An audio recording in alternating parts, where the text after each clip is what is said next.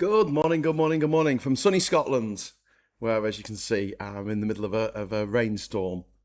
It's quite intense out there.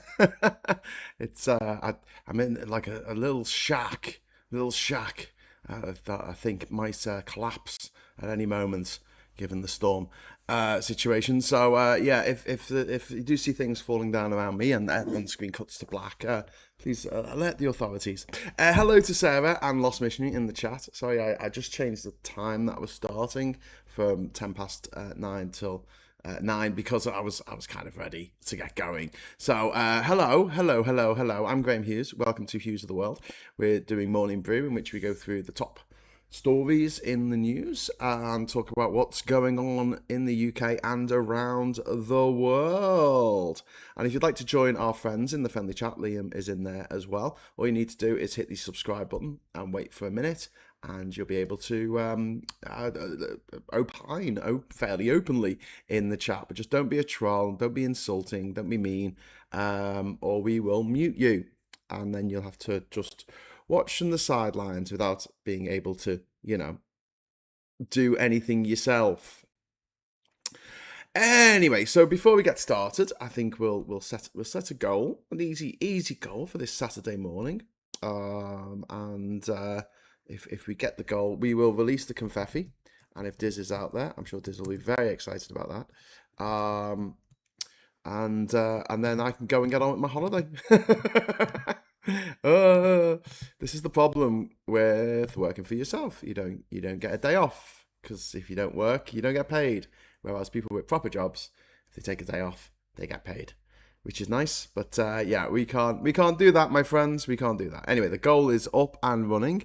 We've got DTK in the chat as well, which is awesome.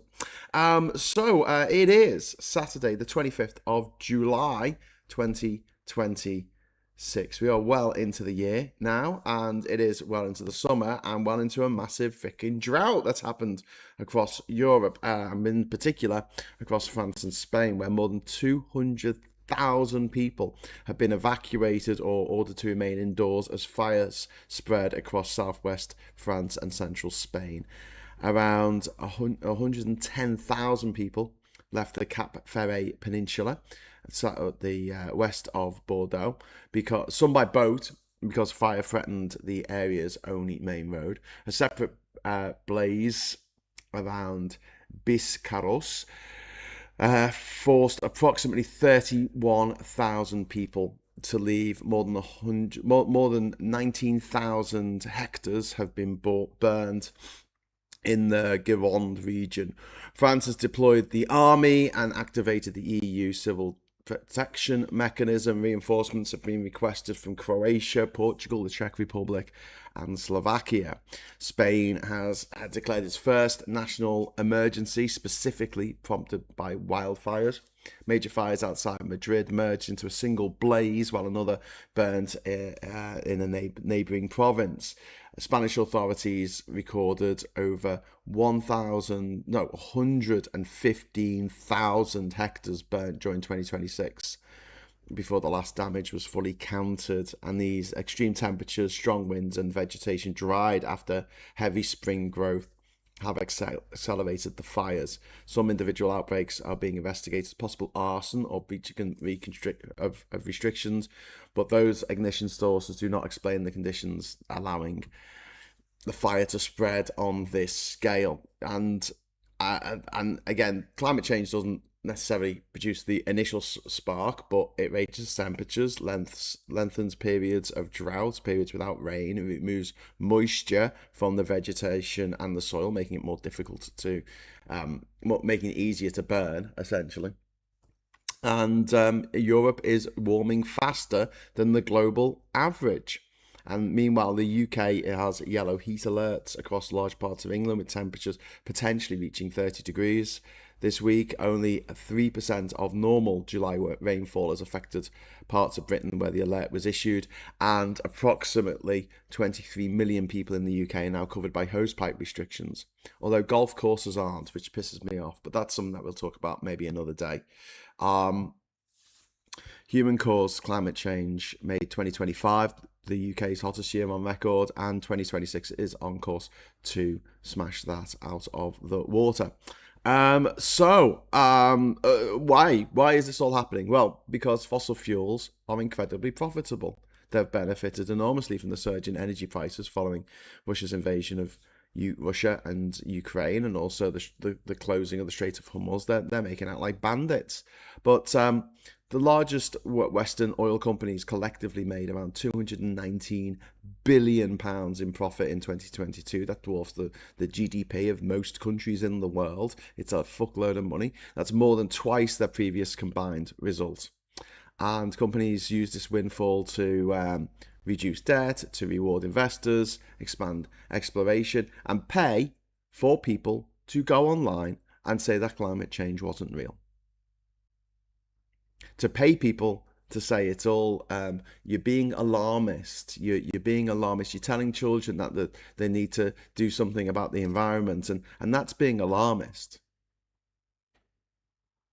This is why, this is a very, clear reason why we are facing I don't know, I can't see there being a cult of older people, but I can see certainly a reckoning coming where, because of the way that, in particular, the boomers, and not all boomers, but the majority of boomers in the UK, in the US, and around the world have behaved, I can see maybe in 10 years' time when the patience that the younger generations have exercised over the way that the boomers have behaved just snaps. And when that happens, I don't know which route we're going to go down, but it's not going to be pleasant for anyone, and I don't want to go down that route. But here we have these incredibly, incredibly rich people, billionaires, and companies all getting together to pay people to go online and say that climate change isn't real. And this, again, like once we got once we got marriage equality, we thought, okay, that's a done deal. But it's not. You keep on having to fight. We thought that once the Tories had come on board with net zero, that everyone just accepted that climate change was a thing and we should really do something about it. But no, the oil companies paid a fuckload of money to just reverse ferret on that one and say, well, actually, is it really something to be bothered about? I mean, really, if you think about it, the whole world getting hotter, and there's these mad wildfires and droughts and food insecurity and future legions, billions of refugees having to move from where they live because they can't live there anymore, because where they live has been rendered uninhabitable as a direct result of us turning the temperature of the entire planet up. The equivalent of a Hiroshima nuclear bomb going off every second of every minute of every hour of every day of every week of every month of every year of every decade of every century since the signing of the Magna Carta. That's how much energy we have dug out of the ground and then burned. Energy cannot be created or destroyed. It just changes its it just changes its state of matter. Its state, well, not matter, but it changes its state.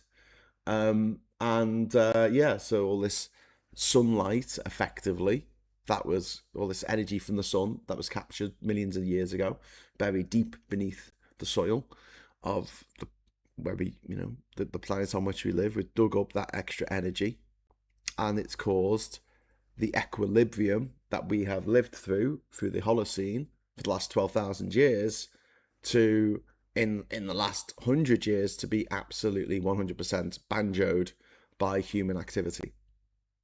And we don't need to do this. If there was no other choice, then, if we don't have this energy, then people will die and that'll be a bad thing. But we have choices. We have wind turbines, we have solar panels, we have undersea turbines, we have hydropower, we have geothermic power, we have nuclear power. We have other ways of doing this other than harnessing power from the freaking sun that was buried under the ground millions of years ago, with good reason. And it blows my mind that there are so many especially in America, these evangelical Christians who honestly like believe that God wants us to destroy the planet. They believe that God wants us to pollute his world that he has created. And you're like, why would he want that? Do you know what I mean? Like, if you believe in a God and the God has said to you, oh, here you go, have a mansion to live in, how disrespectful would it be for you to you know, smear shit all over the walls? Like, how disrespectful would it be to the owner of that mansion, the creator, the builder of that mansion, who said, you can live here? You know, just for a bit, you can live here. And just, you know, take care of the place. Don't fuck it up. Don't smear shit all over the walls. But then, you know, there is an entire generation who, of which the majority in that generation are just horrible. And we talk about this a lot on this channel. We talk about whether it's because of the asbestos or the radiation or the lead that lined most of the 20th century. I don't know. But there is a peculiarity in that generation, a propensity for cruelty, sadism, criminality. Again, I talk about serial killers. It's almost like it's a joke now, but where have all the serial killers gone? There were loads in the 80s and the 90s. There were shitloads of them. When the boomers were in their 30s, when in their 40s. Yeah, loads of them around then, that time. Now, not so much. And it's not as though there aren't still wars going on, there isn't still conflict. You've got thousands of troops who saw action in Afghanistan and Iraq in the last 20 years. You know, these things have happened. Can't deny them. You know, people come back with PTSD, but they haven't decided to go and kill a bunch of, you know, people with a hammer. Do you know what I mean? Like, that hasn't happened. It just hasn't. I mean, you know, individuals and, you know, single murder cases. And there's a few factors in this, obviously, but looking at it from a kind of absolutely objective view, there is a lot of people on this planet who just want to wreck the planet. That's what they want to do. They wake up in the morning and go, how can I wreck the planet some more today? And it's a weird thing to want. It's a really, really weird thing to want. But the media, the mainstream media, have done a very good job of normalizing this, because every time we talk about climate change, Radio 4 thinks they've got to get some dickhead who doesn't believe in climate change on to talk about it. You know, imagine if I went on the radio and talked about my trip around the world to every country, and they had to have someone who thought the world was flat, or that Suriname didn't exist, or just something fucking random. You know, like those random people on the internet who are like, this is how the world works. All the scientists in the world are wrong. All the pediatricians in the world are wrong. I'm going to bring up my child the way that nature intended. Nature intended your kid to be dead. 9 times out of 10, nature intended your kid to be dead. The only reason why your kid isn't dead is because of medicine. They would have died of their own teeth by now. They would have cut themselves, fallen off their bike, and that cut would have got infected, and they would have fucking died. Because that's what happened 200 years ago. You had a minor injury and you fucking died. That was it. There are two ways about it. That's not even mentioning smallpox, measles, appendicitis, the things that just take people out left, right, and centre. Maybe with global warming, Scotland will be growing rice too in the Highland lochs and supplanting whiskey with sake, beer and iron brew with grapes and wine, and the great whites hunting poor old Nessie. Well, Adrian, the thing is, the soil here is very peaty, and it's not very good for agriculture. This idea that all of agriculture is going to move towards northern latitudes is nonsense, because the soil just isn't the quality that they need to be able to grow stuff at the level that we need them to grow things at to keep us all fed. Don't forget, most of the food that we have in the UK is bloody imported. It's imported from, you know, countries that are flatter and more fertile, like, I don't know, the Netherlands, which is very flat and very fertile. I know you can use nitrate. Oh God, I was going to say, you know, we can use nitrates, we can use fertilizer. Did you see the fucking explosion yesterday in Essex with the fertilizer depot just going up in flames? That was insane. That was insane. Is the world not on fire then? Sorry, is the world not flat then? No. The mental gymnastics that you have to do in order to justify believing something that is demonstrably untrue, that no scientific evidence follows, is something that the right love. That they love telling people who are not that bright, let's say, um, that they have some unlocked some secret knowledge about the universe, and only they really understand what's going on, and everyone else is deluded or misguided or whatever. We hear this a lot, and I think that people are teed up for it. I find it interesting that in 1984, when the movie THX 1138, and I think there's a few other um, films, books, TV shows where people are given a pill each day to keep them subservient, to keep them from rising up. And I think that there must have been a conversation at some point, at some level, where they said, listen, what should we do about keeping people from rising up against, what's happening? And they've said, well, what we should do is make it so that smoking weed is the coolest thing in the world.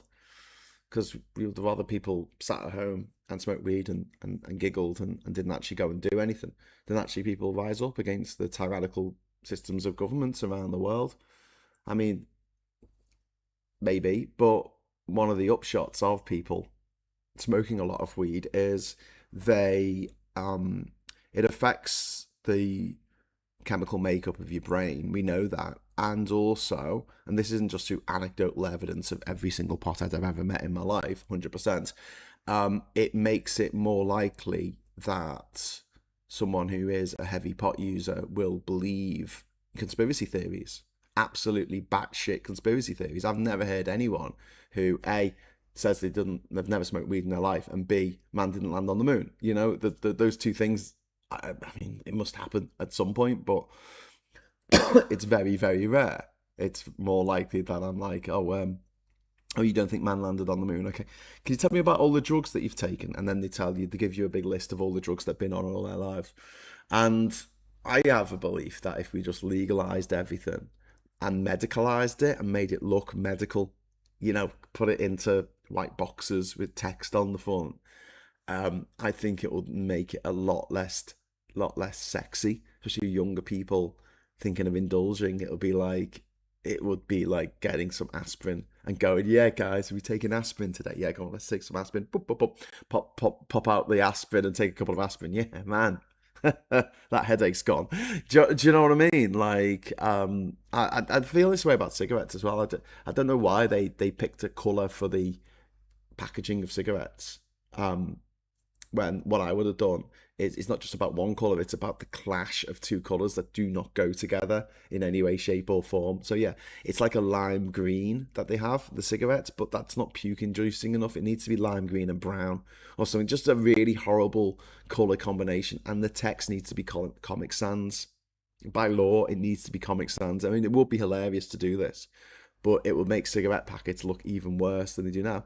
And it would be a lot more effective than putting a picture of someone's diseased lung or gangrenous bloody leg stump on the front of a cigarette packet. I hate that. When you're sitting down and someone gets like a pack of cigarettes out and they put it on the table and you can see this picture that they've put on it, and it's to stop the people smoking from smoke, but they're addicted. I mean, it's very difficult to stop smoking. I don't think a horrible picture's going to do it. But us non-smokers are forced to look at this and we're like, what are you doing to me? Why are you doing this? But yeah, one of the reasons why in Switzerland, since 30 years ago now, God, it was a long time ago. I think it was in the 90s, or maybe it was in the early noughties. It was a long time ago. They effectively decriminalised heroin, and you could get heroin from a special dispensing clinic. And what happened was, first of all, the life expectancy of heroin addicts doubled because people weren't taking overdoses, but also the number of young people starting heroin just plummeted. And it was because it wasn't sexy anymore. There was nothing grungy or rock and roll about it. There's nothing wrong rock and roll about a bunch of sketchy weirdos standing in a queue on a Monday morning in the rain outside a clinic, like this, because they need the hit. Like the kids going past on the bus, they see that and they're like, Nah, you're all right. There are ways of getting through to people, I believe, but I think that that particular generation, and I'm sorry to the boomers watching this, I don't mean you. Hi, mum, if you're watching, I don't mean you. But the majority of that generation are incredibly selfish and entitled and sadistic, for want of a better word. They are sadists. They don't want to leave, they specifically don't want to leave the world a better place than they found it. They want to watch the world burn and then cackle to themselves for the destruction that they have wrought, because it is easier to destroy than to create. It takes a lot less effort to burn something than it does to create it in the first place, to build it. Um, Cannabis use gives you hemorrhoids, apparently. Does it? That's a bit of a weird one. Agent says the belief is more on the lines of God no longer constraining demons from destroying all or parts of the planet. Orthodox prophecy of 1910 of eruption of Yellowstone supervolcano and the collapse of America. Yeah, the supervolcano that they wouldn't even know about if it wasn't for science. Yeah, it's not mentioned in the Bible, nor is America. Nor is Australia or kangaroos. 70% of farmland is used for grazing livestock or growing crops to feed livestock. If you don't want to go vegan to save animals, go plant-based to save the planet. Yeah, I mean, that would help. That would definitely help. I do feel like promoting having meat-free days is a good thing. But also, here's the problem, right? There's a lot of people employed in, say, beef farming in the UK. Beef is the worst food that you can have in terms of destruction of the environment. It is absolutely the 100% the worst. And if you decide to discourage people from eating beef, then you are going to be effectively going up against the farmers, and you know the problems farmers can cause if they turn up in London en masse in their tractors. But also, like, there's powerful meat lobbies that push for this stuff, and they will say to a politician who tries to go up against them, do what we say or we fund your opponent. That's what all these big companies did to the Democrats for years. Do as we say or we fund your opponent. Do as we say or we will fund Trump. Yeah. Never taken any drugs, says Adrian, but there were fewer problems when it was all legal and medicalised. Heroin prescription in UK until 1971, Nixon war on drugs. Well, Adrian, interestingly, heroin is still a drug that you can get on prescription in the UK to this day. There's a company that has it's up here in Scotland, I think. It's called something like McFarlane, something like that. And it has the only license from the government to bring heroin, or sorry, to bring the opium, the poppy derivatives that it needs to create heroin into the country and create heroin. That it is one of the best painkillers for people who have had heart operations. Um, and but doctors, medical professionals, they are loath to prescribe it because of the bad name that it's got of being incredibly addictive. But what they found when you talk to heroin addicts and you know on these sort of meta studies of people who are addicted to heroin, it's more about their lifestyle, like the where they've been brought up, an escape from reality, and also there's a lot about the routine. Do you know what I mean? Of like getting it all ready, you know, cooking the stuff up or whatever, and injecting it. That is more of the you know that's as important as the drug itself to the addicts doing it, to have that routine, to have something in their life that they have control of. There's a lot of psychology that goes in to addiction, and it's not just the chemicals. If it was just the chemicals, no one would be addicted to gambling, but they are, because it's not about the chemicals necessarily. The chemicals obviously have a factor, but it's usually more to do with the person's circumstances, and you can become addicted to anything, like pretty much anything humans. You can be addicted to eating, you can be addicted to masturbating, to sex, you can be addicted to pornography, you can be addicted, like there's so much stuff that people can be addicted to, which doesn't necessarily, it's not injecting yourself with chemicals or inhaling chemicals, but it is changing the chemical makeup of your brain. It's releasing dopamine, whatever. People get addicted to doing crosswords. People can get addicted to Pokemon. People can get addicted. Do you know what I mean? Like, there's a lot of things that people are addicted to football. You know, they've got to know what's going on at the football all the time. You know, they need to know up to the hour, up to the day. Every week they go and watch the football. You could look at that and say that's an addiction, and it's because, and we talked about this before on this channel. Addiction is love. You've fallen in love with something. It could be a person. It could be a drug. It could be gambling. It could be nicotine, cigarettes. You've fallen in love with it because your brain's not a very good chemist, and it gives you the same feel-good feeling that you get in the throes of being in love, and then you get that again and again and again. It's a misfiring of the. Well, it's not misfiring. It's a bad way of putting it, but if you scan someone's brain who is in love, the bit of their brain that is lighting up while they think of the person that they're in love with is exactly the same bit of your brain that lights up if you're addicted to cigarettes when you think of cigarettes, or if you're addicted to gambling when you think of gambling.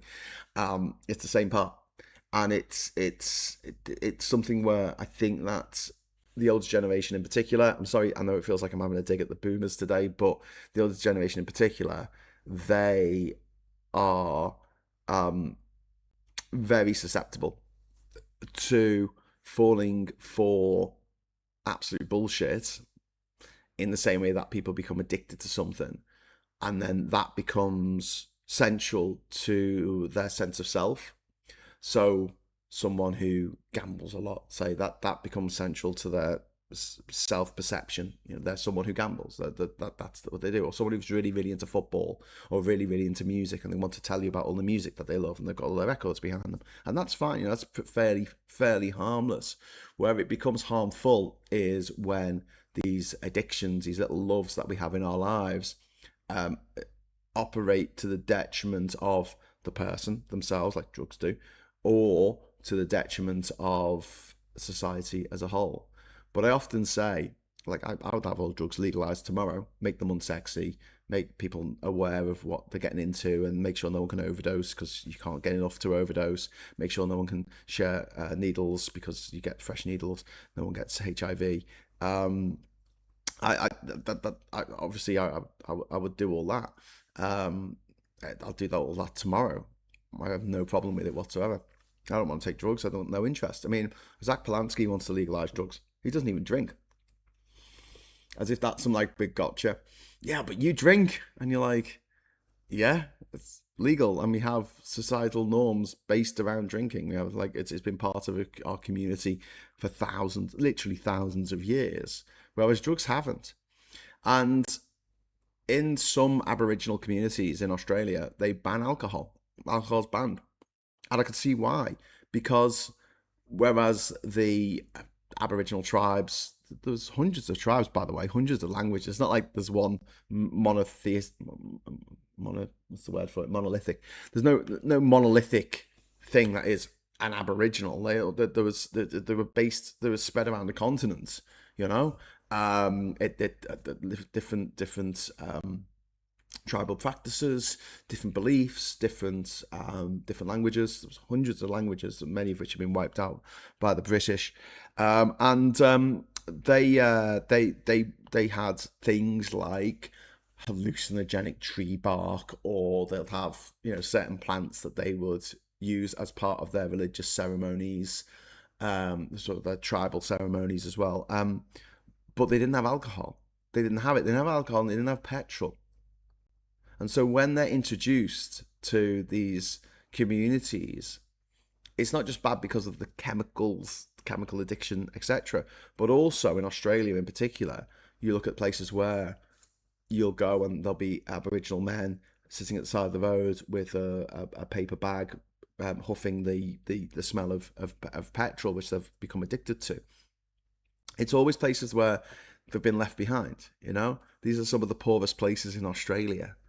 These are the places that don't get taken into account when the Australians are measuring their GDP per capita or their economy as a whole. They just ignore these places and pretend they don't exist. But they're really, really impoverished. And wherever you get these impoverished places, you get a direct link to people wanting to get out their heads. So they're not part of that anymore, because life is boring and people get bored very easily and do stupid things because they're bored, and life's unpleasant. Why would you want to just be sitting there going, this is horrible, when you can get off your tits and do something? But there's no cultural norms based around alcohol consumption in a lot of Aboriginal communities, and so the Aboriginal elders have actually banned alcohol in certain areas of Australia. Not in a kind of draconian Christian, oh, we've got to get a long way, the temperance movement and all that in America. No, it's not about that. In America they were trying to ban alcohol, but they had to say, well, we've got to give we've got to give a let to Jewish rabbis, to Christian priests and vicars and things, because they use wine as part of their religious ceremonies, right? So they have to be able to get their wine, but everyone else, it was embedded in society, and that's why it could never work. Whereas with the Aboriginal communities, it was never part of our society. And it's interesting, you don't hear too much about heroin addicts in Afghanistan, and there absolutely must be. There's probably a fuckload of them. But I've got a feeling that because they have a society that grew up, always had opium there. Opium's been around for thousands of years. People have known about the milk of the poppy for a long time. And I don't think that because the society has sort of accepted that as a thing that you do within the society, whereas a lot of addictions that are very harmful to people are the ones that take place outside of society because you want to leave the society, mentally anyway. And that's a huge problem. That is a huge problem. And you do see this whenever you have an area that gets some funding, that gets some support, gets some love. The numbers of people who spend all day getting out their heads because they want to leave, they're mentally, they want to leave their situation goes up. Whenever these places are shit, they go up. And then when some money comes in, the number of people who are like this, it goes down. It goes down. Like it always does. It always does. Also, crime goes down as well. I mean, it's obviously linked, but yeah, I am really, really concerned now that there is an entire generation of people who are addicted to, and there's no nice way of putting this, sadism. They're addicted to sadism. They're addicted to Brexit. They're addicted to climate change. They love it. They love watching images on TV of the world burning. Some people want to watch the world burn, and they get off on it. Maybe not in like a sex way, but in a dopamine release kind of way. Look, there's people burning. That'll learn you. And that's something that people are doing possibly because they feel excluded from the society, or they feel like they're above society. I don't know. But I don't have all the answers, and I don't think that legalizing drugs is going to stop people taking drugs. Of course it's not. I don't think educating people about drugs is going to stop them taking drugs, but it would help. And I think that's what we should do at the moment. Also, lifting people out of poverty really massively helps. If you're not so bored or not so upset in the situation that you found yourself in your life, you're a lot less likely to go, I need an escape. I need some way of escaping this reality. Getting off my head. You're in effect enough. Thank you very much for the £5 super chat. First super chat of the weekend. That is very kind of you. Thank you, sir. You're very kind.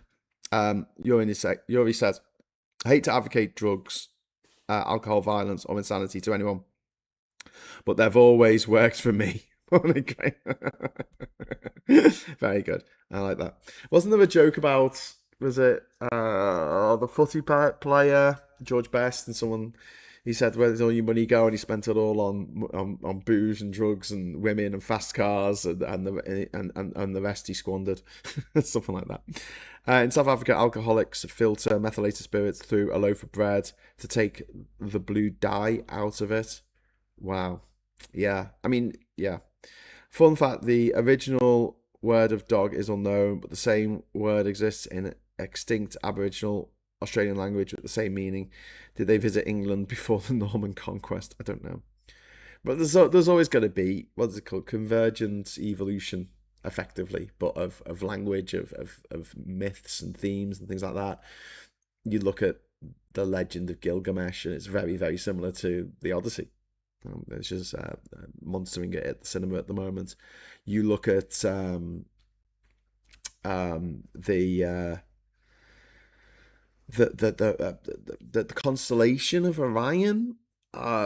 Nearly every culture in the world looked up at Orion and went, "That's a hunter." Not just that it's a man, that it's a hunter in particular. You know, raising a club, but it might not have been a club in other cultures. It might be something like a magic stick or something that they used, but it was always a hunter with a bow and arrow or a stick or club or whatever it was. Cannabis, if regulated correctly, could be a boon for the Treasury and therefore our services. I have no problem with the Dutch or Colorado systems so long as we can tax it adequately. Yeah, Captain Coconut, I'll do exactly the same. I'll do exactly the same. It's a luxury and it should be taxed as such. But yeah, the whole ceremony. So I used to one who suffered from uh, you know anxiety and kind of splitting between mania and depression. And one of the things that helped them wasn't smoking weed because I think that made it worse, but it was the process of rolling up a joint helped calm them down when they were feeling really agitated. It was giving their brain something to concentrate on other than, getting overwhelmed. So I thought that was quite interesting, although, the plural of anecdote is not data, my friends, as we often say. Anyway, so yeah, the world's on fire. Fossil fuel profits are through the roof. Governments have spent $1.2 trillion subsidizing fossil fuel consumption during the 2022 price crisis. This is to do with they had these reserves of oil and stuff like that, and massive subsidies. And the International Energy Agency said reaching net zero now requires no new conventional oil or gas fields beyond projects already committed to when its pathway was published. Unfortunately, we're not going that way because of Donald Trump, and he's going to stay in power forever, as I'm going to come to in a moment. But fossil fuel companies and trade associations have funded lobbying, advertising, political organisations, research to protect continued production. The argument has evolved from denying that climate heating exists to questioning its severity and opposing scientific solutions and presenting fossil fuel expansion as unavoidable.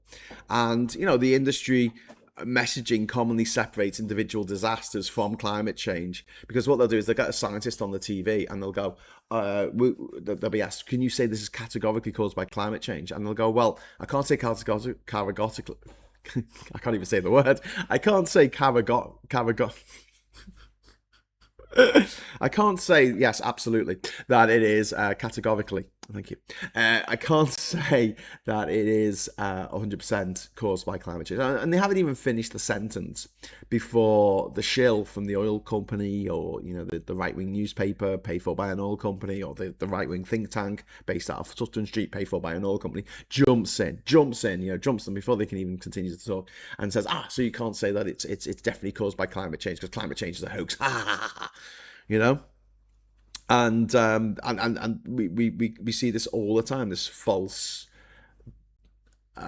equivalence of we shouldn't be having a debate about whether climate change exists or not, because that's should be done science, that we know it's happening, evidence. But there's more energy in the system than there has been for thousands of years. Who put the energy in the system? We did. But yeah, the argument has that they're putting forward whenever they do this, they make it sound like, instead of what we're should be talking about is what should we do about climate change, so we're talking about ways of prevention and mitigation. We should be talking about prevention and mitigation, but we're not. We're talking about whether it exists or not.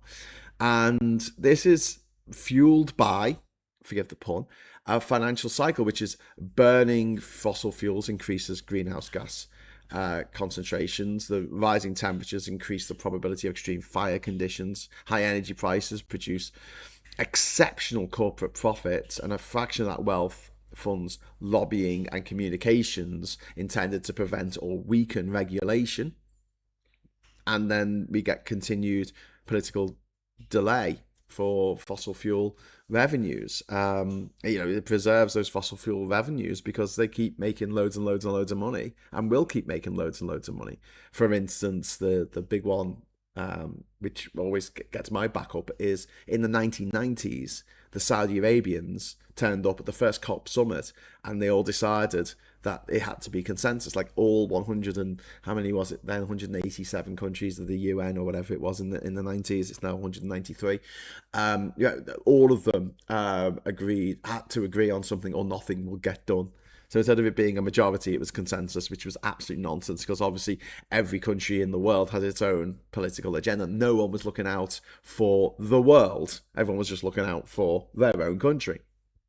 Richard, thank you very much for the 5 Hughes of the World gift memberships. That's really kind of you. Thank you so much. Diz has been given a gift membership. Diz, you're now a member of the channel. Yay! We got Captain Coconut as well. We've got Hello, Not Goodbye, Misty Hill, and Dan Smith have all received membership from Richard. So thank you. Welcome to the new members to the channel.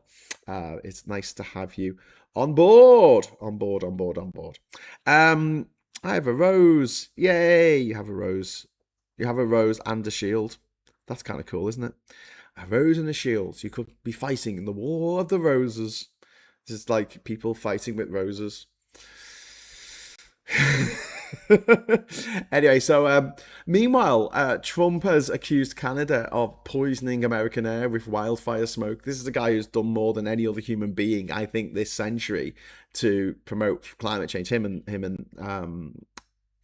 Vladimir Putin, and the Saudi Arabians.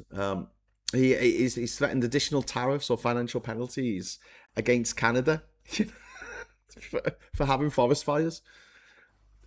I mean, and Trump talks about forest raking. He doesn't seem to understand that these boreal forests in Canada are absolutely vast.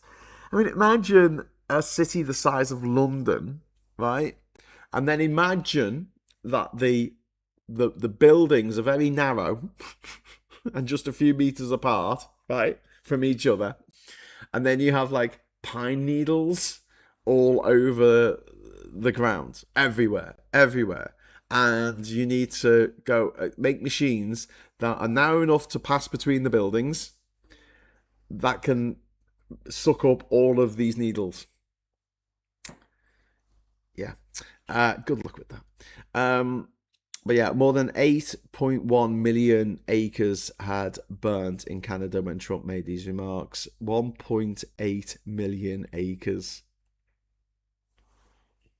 I mean, size. How big's London in acres? Of London in acres. Wow.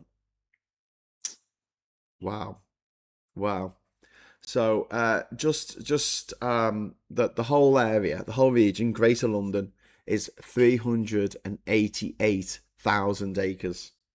The whole of London, right? So we're talking about 8.1 million. So 388,000 London, the whole of London. We're talking 8.1 million acres, and Trump thinks that they can just sweep the ground around the trees. Anyway, talking of Trump, not that I want to. Trump has appeared at the rescheduled White House Correspondents' Dinner on Friday night. I didn't even know this was happening. I've not really been paying attention to American politics this week because British politics has been much more interesting. But he made an hour-long, boring as fuck, rambling speech in which he had a go at journalists. He voiced his grievances. He made these terrible jokes about being fat, and not about himself, but about other. Oh, it was just awful. It was boring. It was intensely boring. It was just so dull. And during an hour-long speech, he displayed a Trump 2028 hat, and said that he was going to run for president for a fourth time. And I keep saying this. The only way he's going to leave is in a box. And people go, no, but the amendment, the amendment, there's an amendment to the Constitution that says the president, I think it's like the 22nd Amendment or something. It says that the president can only do two terms, 22nd Amendment. He can't be elected more than twice. Now, there's a way of changing the laws in America, and it goes like this. It's really, really simple, right? What you do is you make sure that you get to put in the people that you want in the Supreme Court, right? The Supreme Court interprets the law. So, you have a law that says something like no cruel and unusual punishment. And that meant, until the 1970s, because they didn't see the death penalty as being cruel or unusual, that the death penalty was legal in America. And then they looked at exactly the same law, the same words, on the same bit of paper, in the same order, and they said, actually, now, because time has moved on, and hardly anywhere still executes people, and nowhere civilized does, it is cruel, and it is unusual. It was argued that it was cruel and unusual. And so for 20 odd years in America, the death penalty was illegal. They couldn't kill people. The state couldn't murder people anymore for 20 years. Same law, same exact law. And then they switched back. They switched back to having it illegal again. The law didn't change. The words on the page didn't change. But how it was interpreted by the justices was changed. For many years, abortion was illegal in the States, and then in certain states. And then in 1971, I think in the Roe versus Wade, the Supreme Court issued a ruling saying that actually having having an abortion is being prevented from having an abortion is against the Constitution, because the Constitution gives a right to freedom of expression, or whichever part of the Constitution they use to get around this. And it was exactly the same words. The words didn't change. The law did not change. It didn't go through Parliament. It didn't get signed off by the King. It didn't become a law. It wasn't an act of Parliament. They didn't need that. They just needed their people in the Supreme Court to interpret the law however they wanted to do, however they wanted to interpret it. And now you're going to see that again, because they went back on Roe versus Wade. So now, in many places, abortion is illegal again, effectively. And they're going to do the same with the 22nd Amendment. They're trying to do the same thing with the 14th Amendment, saying that, giving birthright citizenship. They're trying to backheel that. It's the same words in the same order, but there was members of the Supreme Court that said, yep, Trump is right. This very clear amendment to the Constitution that gives rights to people born on the soil of America, that does not mean that rights should be given to the soil of America. Yeah, the big beautiful day is coming, said Sid. Yeah, not fast enough though. 90% of the time, the predominant wind blows towards the northeast, but around 10% of the time it blows south. Climate change, drill baby drill, blowback, focusing on Trump's home city of New York. I don't think he really cares about New York these days, does he? Because he's not very welcomed there. People don't really like him very much. I only heard a bit of the speech. Ramble, fart, rumble, brain fart. Yeah. A pleasure I get with Trump is knowing how bitter and miserable he is. It gives me my sick little kick. Says he is bitter and he is miserable. All rich people are. Like, you hardly ever meet any happy rich people who are just having a great time and just laughing all the time because they've got so much money. It all becomes very serious and miserable for them. And I just it's like, it is the cursed monkey paw, isn't it? People wish that they were dead rich, and then they become dead rich, and then they're not happy because they think that the money's going to make them happy, but that doesn't make out. Society makes people happy. Community makes people happy. Connection makes people happy. And once you got too much money, you can never do that again, because you've got to worry about anyone being your friend or being nice to you. Are they being your friend? Are they being nice to you because they like you? or are they doing it because they want something out of you? But yes, the have people saying, "Oh, don't worry, he's going to get mullered in the midterms." Talking about Trump, he's not. He's not going to ace the midterms by any stretch of the imagination. But effectively, Trump is the dickhead in school who flunked his exams. But Daddy made a phone call to the examination board and used to go to used to go to school with the chairperson of the examination boards and gets the results overturned because he can do that, and Trump will do that for the midterms. They are trying in every way that they can voter suppression, gerrymandering, putting the ICE officers outside, stationing them outside polling booths, all that kind of stuff. And not the booths, the polling stations. They're going to do all that, right? And they'll still probably lose, right? The Republicans will still probably lose, but it doesn't matter. It doesn't matter that they're going to lose because you know what they're going to do? They'll look at the results and go, these don't count. This is what they tried to do in the 2020 election. They had a fake elector scheme where they had people who weren't the real electors who were going to go to Washington and say that they were the electors and they were talking on behalf of the people of Georgia, and they were going to give that state to Trump rather than give it to Biden, who actually won it. And that fake elector scheme was overturned, was uncovered, and they didn't get to do what they wanted to do. And obviously, who gets the deciding vote on all this? Well, it was the Vice President, Mike Pence, who actually stood up and, for once in his miserable, godforsaken existence, actually did the right thing and said, yeah, these are the exact election results. Trump isn't going to allow that to happen. Again, who's going to be the person making the decision? J.D. Vance. And who's going to oversee it? The Supreme Court, 6 of which are fucking nutters who are in Trump's pocket. You think that the midterms are going to save America? I've got a bridge to sell you, to be honest with you. I mean, there's only one way America can start to dig itself out of the hole that it has found itself in, and it's the guy in charge not being in charge anymore. And I've told you, there's only one way he's not going to be in charge anymore. There's only one way. The USA has a clash between those who support progressive interpretation of the Constitution and those who don't. As Khrushchev observes to Kennedy, the law depends upon the Supreme Court majority vote. Yeah, the Supreme Court in America is a fucked up institution. I think it's a fucked up institution in the UK, to be honest with you, considering the ruling that they made last year concerning what toilets people can use. Well, I keep pointing this out and I'll keep mentioning this, and I know there's some people watching this going, oh, stop going on about trans people, Graham. But this is important. It's happening now. Trans people are being banned from using the bogs, but it's not just trans people. If it was trans people alone, that's bad enough. But there's going to be a fuckload of cisgender women who are made to feel uncomfortable in all these different varieties of venues, sports venues, gyms, hospitals, schools, bars, restaurants, cafes.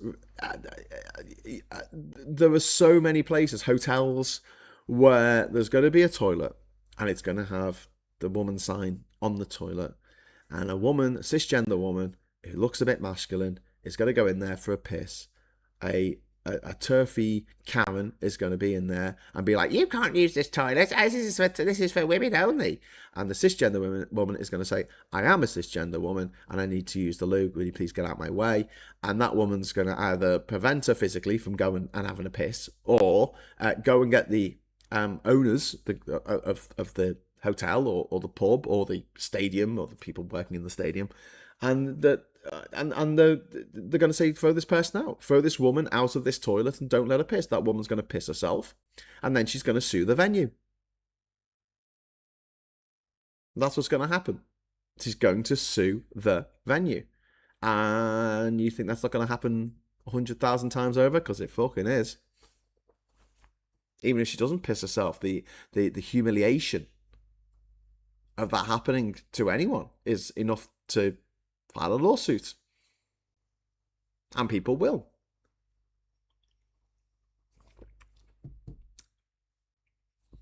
But yeah, the Supreme Court said, yeah, this would be a good thing to do, said J.K. Rowling's neighbour. But if even if we want to put sort of the morality of it all aside and down, don't care about that. We don't care about the feelings of trans people or the feelings of this particular put upon minority. It's going to affect people who aren't trans. Arguably, it's going to affect them even more. Because trans people are going to be at least aware of the situation because of, I know it's horrible. I'm not trying to belittle that. I'm saying at least there is some awareness in the trans community of what's down the road. Whereas a lot of people in the cisgender community have no fucking idea. They don't know what's about to happen to them. But mark my words, in 1 month's time, there isn't a news story about a woman who is a woman, trans or cisgender, doesn't matter, but being turfed out of a women's toilets and then turning around saying, I'm going to sue this venue. For what they put me through, the trauma, of this traumatic thing they put me through. Yeah, please everyone have the best day you can achieve for yourselves, and thank you for the company. Take care, be good. Laters. Oh, bye. Of course, from a refuck voter, what is number 10 North nonsense? Are these MPs going to be taking the £2 bus up to North for their meeting? Net zero for me, and not for the. Oh, for fuck's sake! Is that what people are saying? Do you realise that this meeting that he had with the executive committee yesterday was mayors from around the north, like sitting down and talking about how we do things better in the north, and that on a Friday, MPs go back to their constituencies. That's the constituency day, so all MPs go to their constituencies on Friday. That's pretty normal. That's pretty normal. And there's a lot of people who don't use the bus saying, "Oh, is this £2 bus fare going to help me?" I was like, it's not meant to. But if you do take the bus every day, you're going to save 500 quid a year. Cool. Graham, I might be wrong, but one person cannot legally stop another from using the toilet in any toilet if they are in need. Yes, Kimberly, you're absolutely right. And that is, Kimberly, why there's going to be so much bullshit going on in the law. I mean, the lawyers must be happy. They're going to be kept busy, aren't they? Yeah, you're right. I mean, there is no legal precedent for this, and therefore every single court case that gets brought will have to be settled out of court or go to court and they'll lose.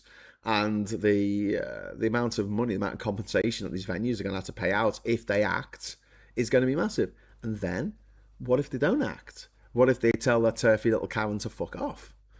Well, then she might take them to court. Because it's such a legal fucking grey zone. It has not been well thought through in any shape or form. And we're going to have more conflict in just using the fucking toilets. I mean, God's sake, it's so... If it's so ridiculous. It's just like... Is this a satire? Is this just made up by someone? Why would you... What? It won't happen hundreds of thousands of times. Just a couple of successful cases will have the venues reconsidering their position, but it costs a lot to sue, though, says Martin Harrow. There'll be a no win, no fee lawyers taking it up, because although they'll win. You have a venue, someone's paid 80 quid to go and see a band, or like 120 quid to go and see some artist, right? And they're forced by the venue to piss themselves. Or go into the men's toilets. Go into the men's toilets or piss yourself. They're your options. Yeah, I think there's definitely a lawsuit there. And you're right, it won't take hundreds of thousands of lawsuits. It'll just take a handful. But they're coming. They're coming. Absolutely, they're coming.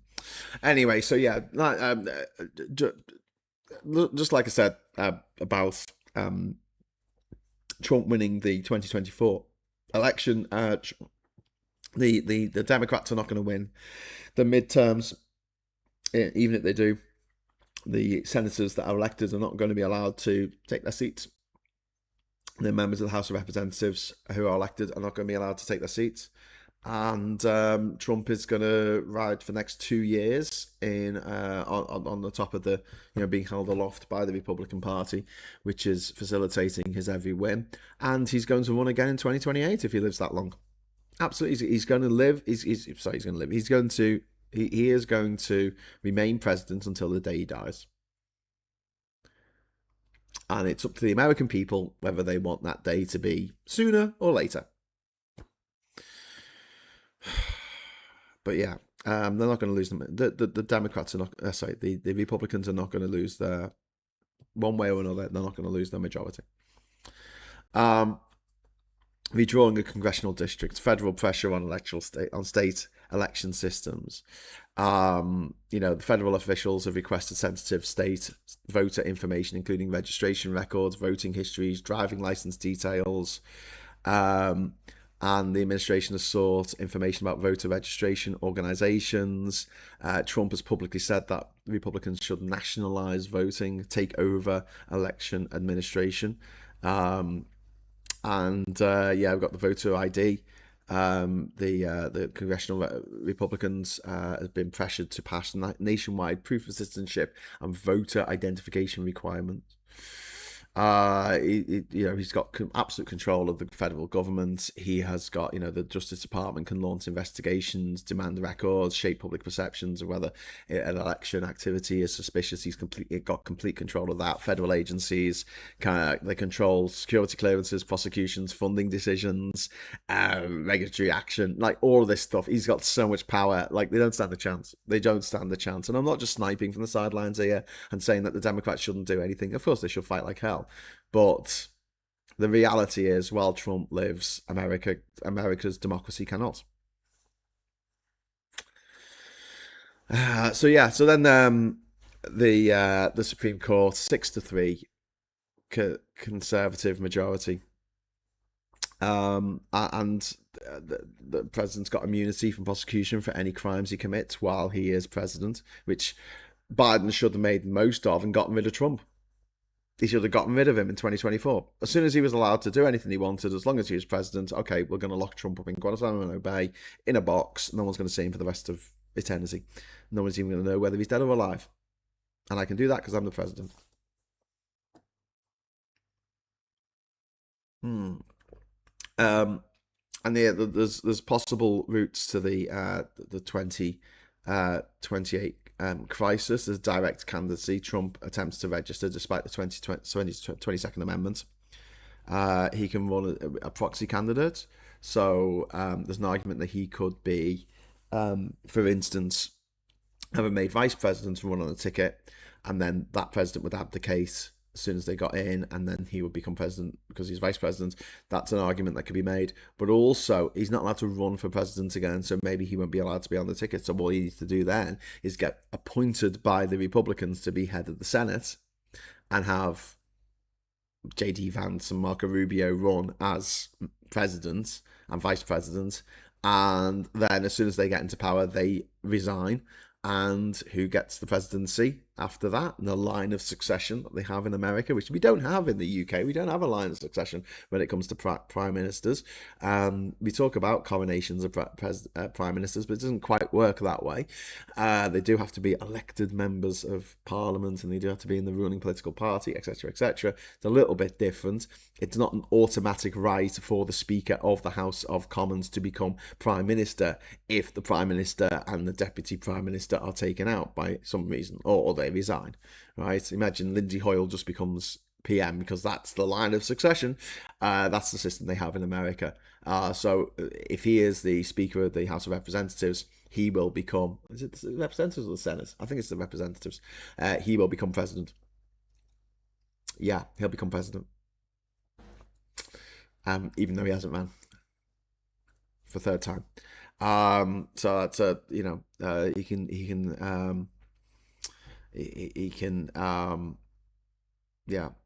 the law prevents him from election to the presidency, but not succession from the vice presidency. And he could do an emergency extension. The administration claims they're fighting war on Antifa or some other made up enemy. They could say there's an insurrection, bring in the Insurrection Act. They could dispute the result. They could, you know, a Republican successor to Trump declines to surrender control of the party, and so Trump stays on for that way. None of these routes are clearly lawful, but the Supreme Court can make them law. So yeah.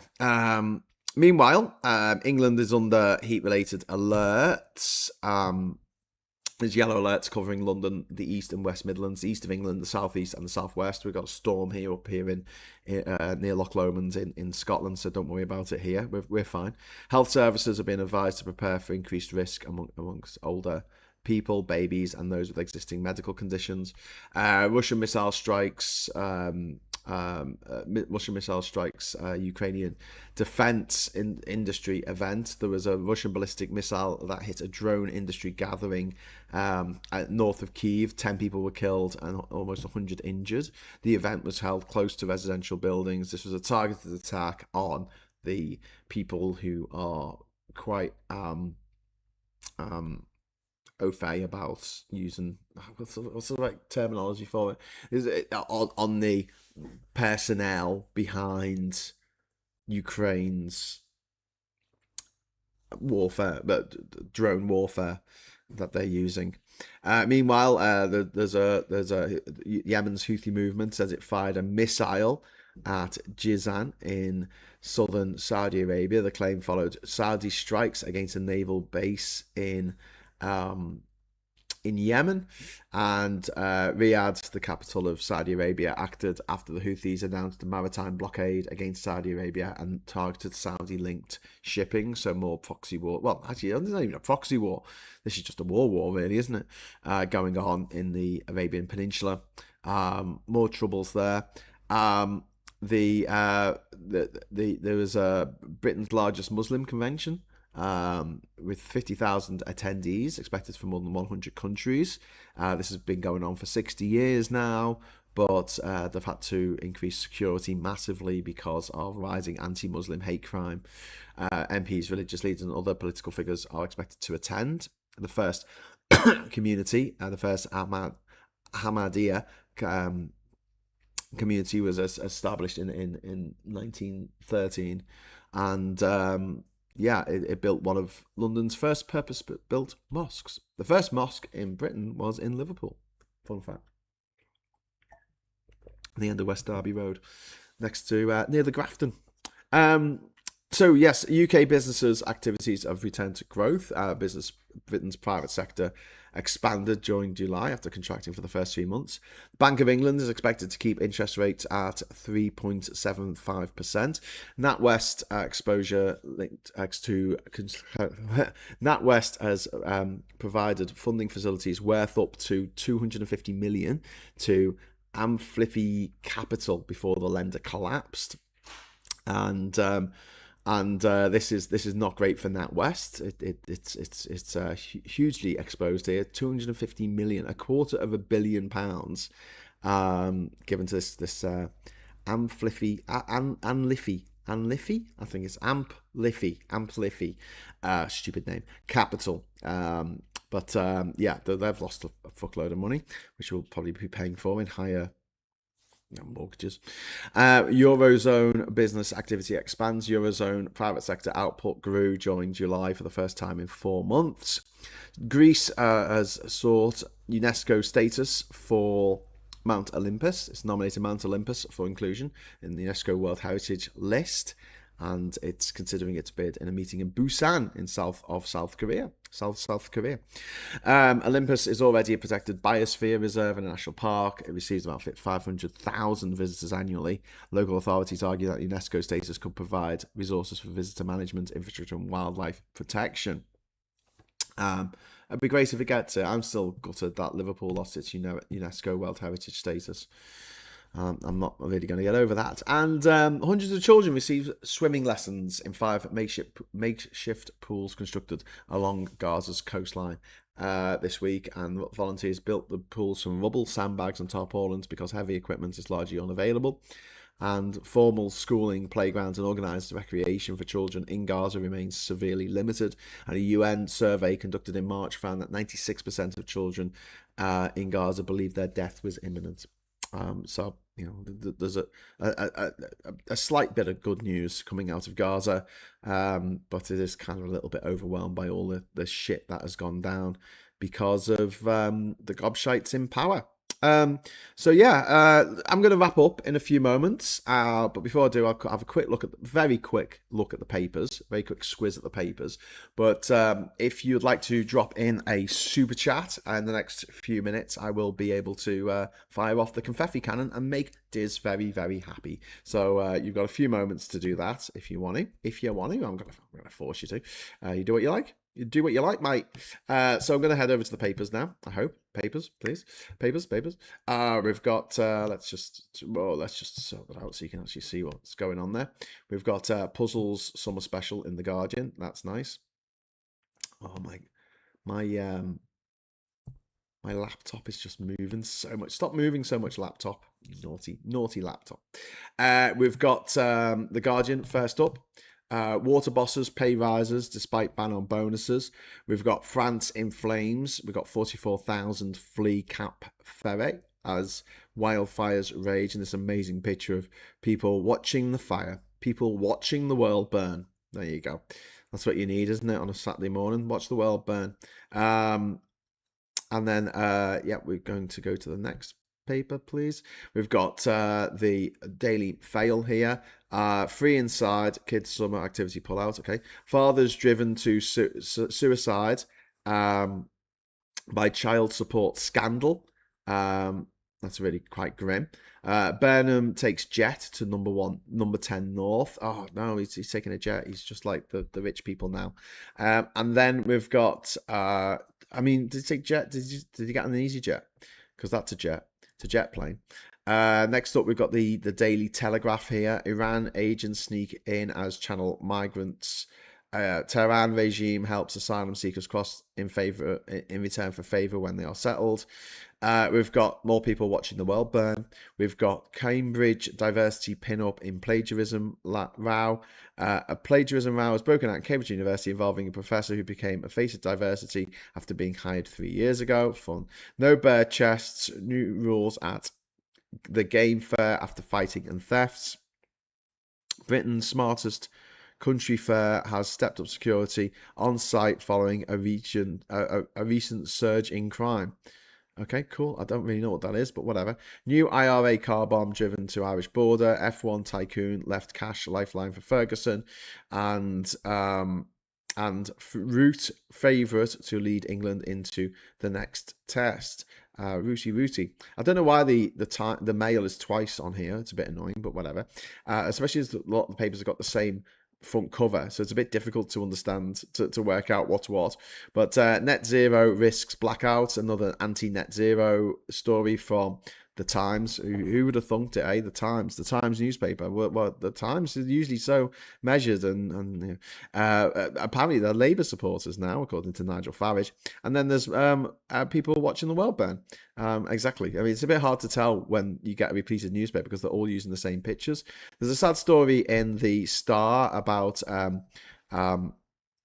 Tracy Shaw, actress who was in Coronation Street, saying that she's dying of breast cancer. That's really quite grim. And then we've got the Daily Express here. Killer of our girls is playing the system. Axel Rudder Kabuna has been accused as relatives of the 3 girls he murdered of manipulation after he gained a transfer from prison to a secure hospital. So, I mean, this is a difficult one, isn't it? Because the line between sort of criminal responsibility, that probably shouldn't have happened, criminal responsibility and the being insane. Like, surely you have to be insane to do something as mad as that. But then if you claim insanity, you don't get put into a jail, you get put into a mental hospital. And it's like, yeah, it's a catch-22, isn't it? If you weren't insane, you wouldn't have committed the crime. But if we're going to say that anyone who commits a crime at this level is therefore insane, then it makes a mockery of the justice system. So I don't know. I don't know what the answer is. Kimberly, thank you very much for the £2 super chat. That's very kind of you. And Saz and Richard, thank you very much for the £2 each. That is very, very kind of you. You get a little super chat animation. We get one more big super chat, and we can have a confetti. We can set off the confetti, which will be very exciting. Back to the papers now. Unfortunately, we've got the Summer of Chaos on the front cover of the Mirror here. Thousands queue for Europe getaways as wildfires force Brits to flee holiday resorts, and more people watching the end of the world. There you go. We want to watch the world burn. Finally, we've got the independent here. We've got Brexit wipes out UK Trump tariff benefit over EU.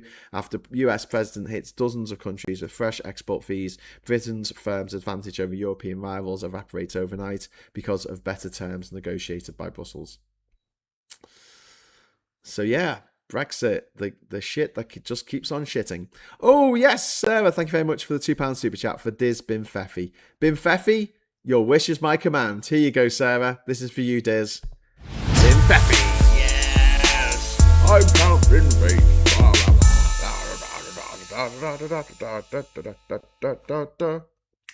Yeah.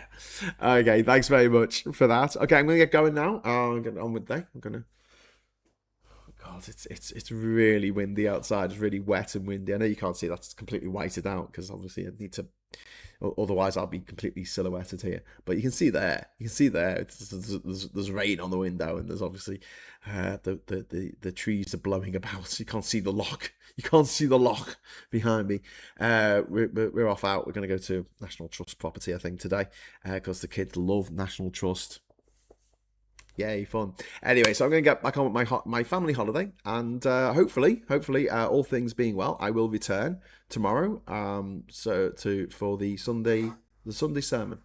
I might start a bit later. I don't know. I might start at 9 o'clock actually, because it's kind of convenient now because before everyone needs to have breakfast and things. That's why I need to wrap up now so people can use the kitchen, and hopefully the weather will be better so I can do it outside and wrap it on for however long I want to. But yeah, so we've got the Sunday sermon tomorrow. We've also got the Sunday social in the evening. So if you want to join us for that, that should go on from 8 o'clock tomorrow evening, internet permitting. But do us a favor, give us a like before you go. We always like a like on this channel. Also, if you're not subscribed, please subscribe to the channel and hit the bell notification icon, and it'll let you know when I'm going to be going live. And then hopefully normal service will be resumed, although it is the summer holidays, so things move about. I can't help it, the family life and everything. So if you want me to continue rabbiting on, please make sure that you know when we're going to go live, and I'll try and give you as much